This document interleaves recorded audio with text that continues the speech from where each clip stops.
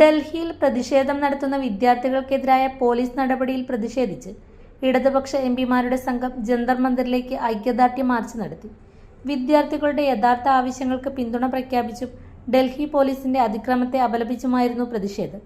CPI എംപിമാരായ P. Santhosh Kumar, K. Subbarayan, PP Suneer, CPIM എംപിമാരായ Amra Ram, John Brittas, K. Radhakrishnan, V. Sivadasan, A. Rahim, R. Sachidanandam, Kerala Congress MP Jose K Mani എന്നിവർ മാർച്ചിൽ പങ്കെടുത്തു.